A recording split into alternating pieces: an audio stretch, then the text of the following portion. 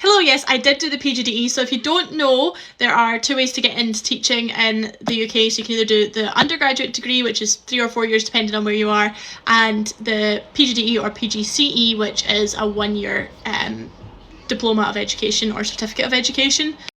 So I did mine at Dundee Uni, and I think the biggest piece of advice is don't listen to the negativity, because a lot of people say it's the worst year of your life and it's busy and it's hard, but it's not that bad.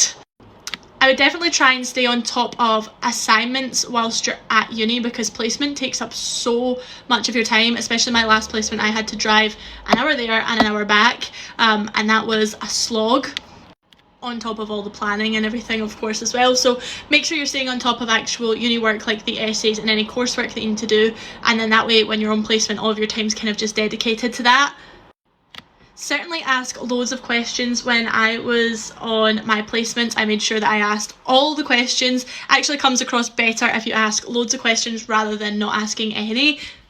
And don't be afraid to make mistakes, because you are definitely not going to be the perfect teacher straight away. Nobody's the perfect teacher. I make mistakes every single day, like, it happens. So just be willing to learn from them and trust yourself and trust your abilities.